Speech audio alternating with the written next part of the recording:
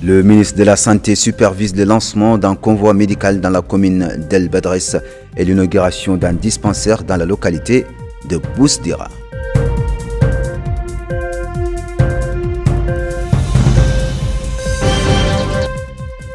La direction de la médecine préventive et du contrôle des maladies organise une réunion pour examiner la situation épidémiologique, évaluer les niveaux des risques et mettre en œuvre une série de mesures de prévention et de précaution. Le ministre de l'Agriculture préside une réunion préparatoire à Nouakchott pour le lancement de la campagne agricole hivernale de culture maraîchère.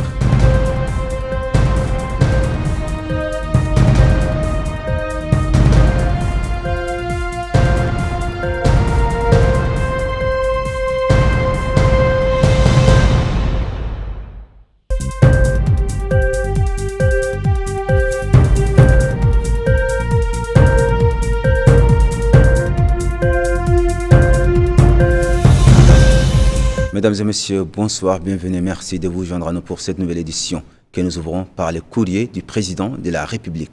Mohamed Ould Cheikh El Ghazouani a adressé les messages de condoléances qui suivent au général Mamadi Doumbia, président du Comité national pour le rassemblement et le développement, président de la transition, chef de l'État, commandant suprême des forces armées de la République de Guinée.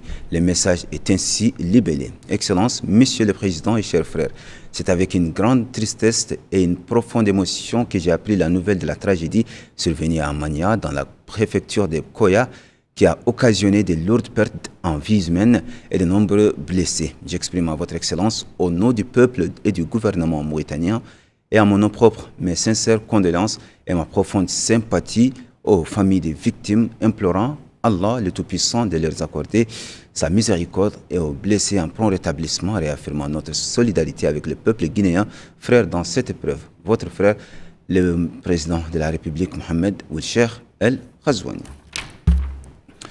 Le président de la République, M. Mohamed Ould Cheikh El Ghazouani, avait adressé hier un message de félicitations au président ukrainien, M. Volodymyr Zelensky, à l'occasion de la célébration de la fête nationale de son pays. Le message est ainsi libellé. Monsieur le Président, la célébration de la fête nationale de votre pays m'offre l'agréable occasion de vous adresser mes chaleureuses félicitations et mes meilleurs vœux de progrès et de prospérité pour le peuple ukrainien ami. J'ai saisi cette occasion pour vous assurer que de notre ferme volonté d'œuvrer au développement des relations de coopération entre nos deux pays et au renforcement des relations d'amitié qui unissent nos deux peuples. Je vous prie d'agréer, Monsieur le Président, l'expression de ma très haute considération, Mohamed Ould Cheikh El Ghazouani. La Commission nationale d'observation du croissant lunaire s'est réunie sous la présidence de son président, le magistrat Mohamed Mahmoud Ould Ghali, au ministère des Affaires islamiques et de l'enseignement originel le dimanche 29 Safar 1947, soit le 24 août 2025, au soir pour observer le croissant lunaire de Rabi'l Awwal 1447. Après avoir contacté toutes les wilayas et mené les investigations nécessaires, la commission a confirmé l'observation du croissant lunaire la nuit de dimanche à lundi 29 Safar 1447, soit le 24 août 2025. Par conséquent, le premier jour de Rabi'l Awwal de l'année Hijr 1447 et le lundi 25 août 2025. La fête d'El Mawlid sera célébrée le vendredi 12 Rabi'l Awwal correspondant au 5 septembre 2025. Direction la wilaya du Trarza, où le ministre de la Santé a supervisé le lancement d'un convoi médical dans la commune d'El Badres et l'inauguration d'un dispensaire dans la localité de Bousdira. Les activités s'inscrivent dans le cadre des efforts déployés par l'État pour rapprocher les services des citoyens et améliorer les infrastructures sanitaires. Et d'Alifal. Le ministre de la Santé a supervisé ce week-end le lancement d'une caravane médicale dans la commune d'El Badres en présence des autorités administratives et des élus locaux. Il a également procédé à l'inauguration officielle d'un poste de santé dans le village de Bousdira. Ces actions s'inscrivent dans le cadre de la stratégie nationale visant à rapprocher les services de santé des citoyens et à renforcer les infrastructures médicales en milieu rural. Lors de sa visite sur le terrain, le ministre a salué le travail accompli par l'équipe médicale de la caravane, qu'il a personnellement encouragé pour son engagement et sa mobilisation au service des populations locales. Le poste de santé de Bousder est fruit d'une coopération entre l'association mauritanienne et une ONG koweïtienne partenaire, représente un progrès significatif pour l'accès aux soins dans cette localité enclavée. Il permettra d'assurer les services de santé de base, notamment les consultations médicales, les soins d'urgence, les suivis maternels et infantiles, ainsi que la sensibilisation et la prévention des maladies. Dans son allocution, le ministre a exprimé ses remerciements aux initiateurs du projet, soulignant que cette infrastructure vient apporter sa pierre à l'édifice de la santé publique dans la région. Les maires et les représentants des associations partenaires ont de leur côté insisté sur l'importance stratégique de cette structure. Elle permettra, ont-ils affirmé, de réduire les déplacements coûteux et pénibles vers les centres de santé éloignés, tout en améliorant la prise en charge sanitaire des habitants du village et des localités avoisinantes. Le ministère de la Santé a publié aujourd'hui un communiqué dans lequel il a précisé qu'à la suite de l'annonce d'un cas de variole du singe dans un pays voisin en provenance de l'étranger, confirmé par les autorités sanitaires compétentes, la direction de la médecine préventive et du contrôle des maladies a tenu une réunion d'urgence à laquelle ont participé des partenaires techniques et institutionnels ainsi que des experts.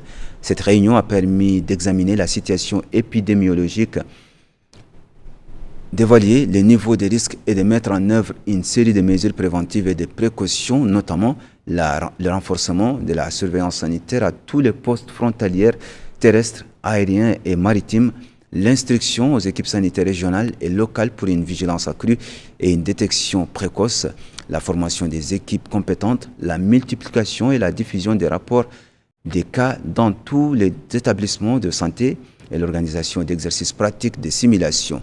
Le ministère exhorte tous les citoyens et résidents à rester vigilants et à respecter les consignes sanitaires, soulignant que le pays est heureusement exempt de tout cas enregistré à ce jour et que les autorités compétentes ont renforcé leur niveau de préparation et mobilisé les ressources nécessaires en prévision de toute situation d'urgence. Le ministère affirme également qu'il informera le public de toute évolution de la situation en temps utile.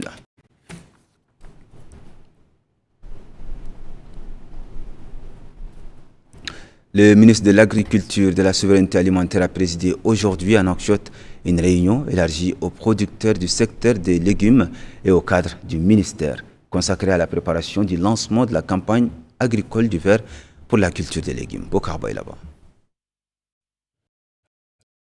L'objectif de la rencontre est de préparer le lancement de la campagne agricole d'hivernage pour la culture des légumes. L'État compte beaucoup sur cette campagne pour renforcer la sécurité alimentaire en légumes. Et à cette occasion, le ministre de l'Agriculture et de la Souveraineté alimentaire, Mamadou Bebad, a souligné la grande attention qu'accorde le président de la République, M. Mohamed Rouchir Al-Ghazouani, à l'agriculture en général et au secteur maraîcher en particulier, notant que les résultats obtenus au cours des 2 dernières années ont été encourageants en termes de quantité et de qualité. Et il a annoncé que l'État a pris toutes les mesures nécessaires pour fournir aux agriculteurs des méthodes de production de base, dans le but de garantir que la production nationale de légumes atteigne les marchés locaux d'ici début décembre prochain. Le président de l'Union nationale du patronat mauritanien, Mohamed Zined Abedine Cheikh Ahmed, a lui aussi pris la parole pour souligner l'importance de la campagne à venir dénommée campagne spéciale. Il a indiqué que l'achèvement de la route portière de Ndiago contribuera à fluidifier le transport de stock à hauteur de 13 000 tonnes. Et il a également noté que le taux d'autosuffisance en légumes a atteint entre 35 et 40% l'an dernier. C'est un indicateur prometteur. En somme, cette rencontre ouvre la voie à une série de réunions techniques spécialisées et qui se tiendront avec les agriculteurs et les services techniques concernés pour assurer le succès de la campagne de la culture maraîchère.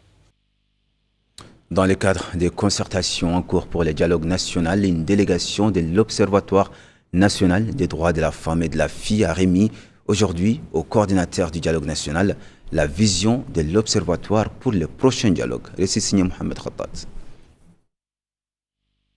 C'est une rencontre qui a tourné autour de la remise de la pétition de l'Observatoire national des droits des femmes et des filles contenant un certain nombre de recommandations comme contribution de celui-ci aux ateliers qui seront organisés pendant le dialogue national et la formulation de ses résultats. L'occasion pour la présidente de l'Observatoire, Mme Mahlem Tahmet de souligner que l'Observatoire voudrait être considéré comme étant une institution de contrôle à l'instar des autres organisations nationales des droits qui apportent son soutien au processus d'organisation de ce dialogue et aide le gouvernement à faire des programmes, des politiques et des lois qui seront réellement appliquées de façon sérieuse. Nous avons, a-t-il dit, un certain nombre de recommandations que je ne citerai pas ici parce qu'elles sont dans le document qui vous est remis et qui comprennent la mission de l'Observatoire, l'objectif étant la réussite du dialogue. Le coordonnateur du dialogue national, M. Moussa Fad, a de son côté souhaité que ce dialogue national soit historique, sa réussite étant celle de toute la Mauritanie, puisqu'il sera fait par les Mauritaniens, le président de la République ayant défini les conditions dans lesquelles il se déroulera, et a déclaré qu'il est un dialogue inclusif, global et sans conditions préalables, et qu'il mettra en œuvre ce qui sera convenu par les Mauritaniens. Cela est en soi, dit-il, historique et ouvre la voie importante de réforme pour le pays. De même que cela fait incomber la responsabilité à la société civile, politique, aux personnalités nationales, et nous avons, poursuit-il, commencé à préparer ce dialogue de façon consensuelle, en posant des questions inclusives aux partenaires politiques, à la société civile et aux personnalités nationales qui ont répondu, et nous en avons fait une synthèse provisoire, écoutant les uns et les autres et l'améliorant. La rencontre a donné lieu à un échange de points de vue, la délégation de l'Observatoire national des droits des femmes et des filles appelant à plus de droits pour les femmes et les filles, notamment l'augmentation du quota de celles-ci dans les fonctions électives. La CNAS, Caisse nationale de solidarité en santé, fournit des services aux assurés leur permettant d'obtenir des soins à moindre coût dans les hôpitaux et les centres de santé nationaux. Malgré l'importance des services offerts, certains citoyens estiment que la CNAS devrait couvrir tous les services médicaux. Plus de détails avec Bokar Boy là-bas. La mission de la Caisse nationale d'assurance en santé CNAS est de mettre en place un régime d'assurance maladie volontaire pour les populations du secteur informel non couvertes par le régime d'assurance maladie obligatoire géré par la CNAM. En d'autres termes, l'objectif est d'œuvrer à permettre à chaque Mauritanienne de se faire assurer et d'assurer sa famille contre le risque maladie, moyennant une faible participation financière. Ainsi, la CNAS offre des services aux assurés afin qu'ils puissent bénéficier de traitements à moindre coût dans les structures sanitaires. Justement, certains citoyens affirment que l'assurance en santé devrait couvrir tous les hôpitaux ainsi que les autres services médicaux et ils louent la mise en œuvre de ce régime d'assurance en santé, mais ils estiment qu'ils ont adhéré à la CNAS pour bénéficier de l'assurance en santé, d'autant plus que certains vivent avec des personnes souffrant de maladies chroniques. Ils espèrent aussi qu'il y ait le renforcement de l'accompagnement tout au long de leur parcours de santé. Le directeur des opérations à la CNAS, Ahmed El-Vaqa El-Meki, explique que l'institution s'emploie à assurer les populations du secteur informel contre le risque maladie et de contribuer ainsi à la réalisation de la couverture sanitaire universelle, permettant ainsi à chaque Mauritanien d'accéder aux soins de santé dont il a besoin sans rencontrer des difficultés financières. Il a aussi passé en revue les offres de la CNAS qui visent à offrir une protection financière aux familles en les protégeant contre les dépenses de santé élevées liées aux maladies et aux soins médicaux de santé qui en découlent. Il a aussi évoqué la stratégie de généralisation des structures de la CNAS dans toutes les wilayas de l'intérieur du pays. Pour rappel, il existe deux types d'adhésion à la CNAS. Adhésion familiale avec au minimum de 6 personnes et adhésion collective qui est destinée aux groupes constitués artistes, étudiants, élèves et aux groupes socio-professionnels comme les éleveurs, agriculteurs, pêcheurs, entre autres. Le Conseil régional du Tagan a tenu aujourd'hui sa 3e session ordinaire au titre de l'année 2025 consacrée à l'approbation du procès verbal de la session précédente et la discussion des points inscrits à l'ordre du jour. Dans son discours d'ouverture, le président du Conseil, Mohamed Ould Biha, a souhaité la bienvenue aux participants, soulignant que la wilaya est à l'aube de 2 saisons importantes, tant sur le plan économique que touristique, à savoir la guetna et l'hivernage. Il a insisté sur la nécessité d'élaborer un plan efficace pour assurer le succès de la campagne agricole de cette année en application des autres directives du président de la République, appelant à orienter les citoyens vers l'agriculture, chacun selon ses capacités, ajoutant que la wilaya du Tagan regorge des vastes terres arables qui doivent être exploitées pour atteindre l'autosuffisance alimentaire De son côté, le wali du Tagan a exprimé ses remerciements au président et aux membres du conseil régional, soulignant et même saluant les objectifs de la session, notamment en ce qui concerne le soutien au secteur agricole et affirmant que les autorités administratives ont reçu des autres instructions pour accompagner le nouveau processus de transfert de certaines compétences aux régions. L'ouverture de la session s'est déroulée en présence de plusieurs cadres de la wilaya.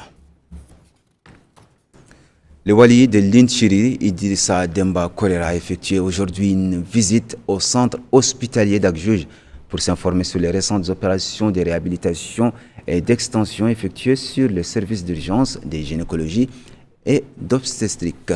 Le wali a visité les différents services et a écouté des explications sur la nature des prestations de santé fournies aux patients, soulignant la nécessité de prendre en charge les citoyens, en particulier les couches vulnérables, en application des instructions du président de la République, M. Mohamed Ould-Cheikh El Ghazouani. Dans une déclaration au terme de cette visite, le wali a demandé aux responsables du centre de redoubler d'efforts pour rapprocher les services de santé des citoyens et les traiter avec respect et responsabilité.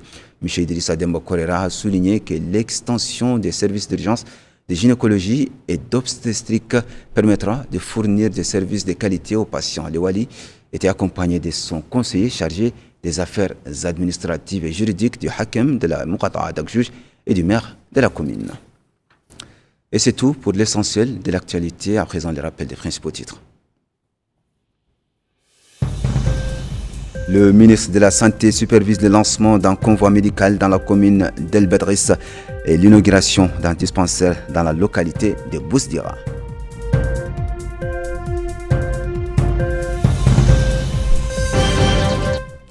La direction de la médecine préventive et du contrôle des maladies organise une réunion pour examiner la situation épidémiologique, évaluer le niveau des risques et mettre en œuvre une série de mesures de prévention et de précaution.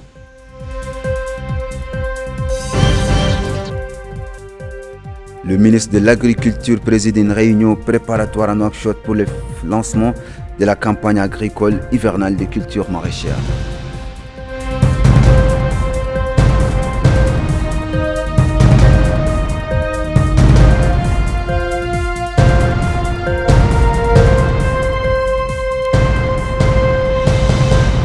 Mesdames, Mesdemoiselles, Messieurs, c'est la fin de cette édition. Merci à vous de l'avoir suivi. Merci de votre fidélité. Restez avec nous dans un instant. Votre émission Zoom sur. À très bientôt.